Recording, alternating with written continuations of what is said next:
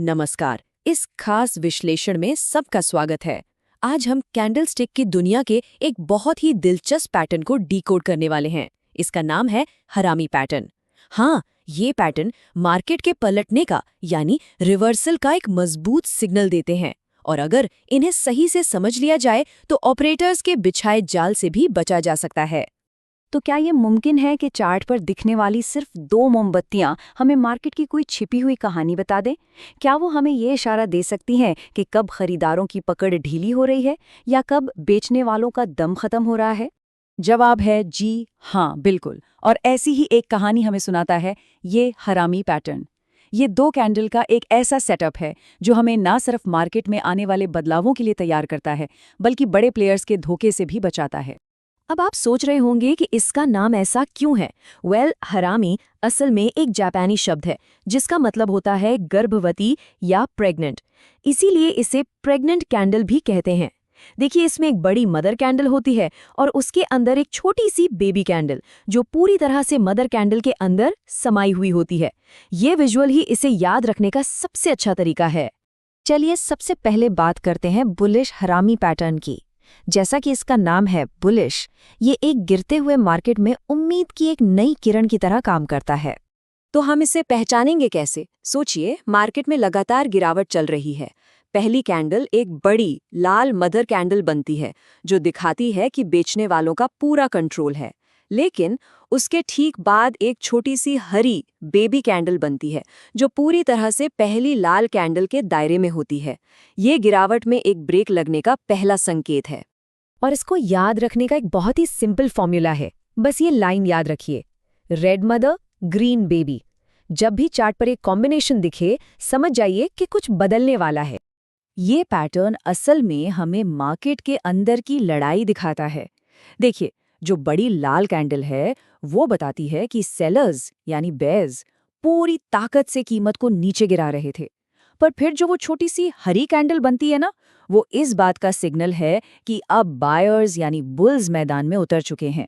बेचने वालों का जोर अब कमजोर पड़ रहा है। लेकिन एक बात गांठ बांध लीजिए, और यही इसका गोल्डन रूल है। ये पैटर्न सबसे ज्यादा पावरफुल तब होता है जब ये किसी मजबूत सपोर्ट लेवल के पास बनता है। सपोर्ट मतलब वो एरिया जहां से खरीदार एक्टिव हो जाते हैं। सही लोकेशन ही इस पैटर्न की असली जान है। तो हमने गिरावट के बाद की उम्मीद को समझ लिया। अब जरा तेजी के बाद मिलने वाली चेतावनी पर भी गौर करते हैं। ये है बेरिश हरामी। ये एक बढ़ते हुए मार्केट के टॉप पर एक वार्निंग साइन की तरह होता है। बेरिश हरामी पैटर्न बुलिश का ठीक उल्टा है। मान लीजिए मार्केट तेजी से ऊपर जा रहा है।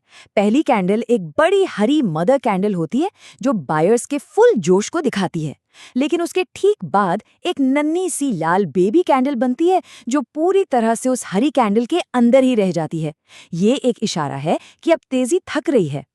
और इसे याद रखने का फॉर्मूला भी उतना ही आसान है, ग्रीन मदर रेड बेबी।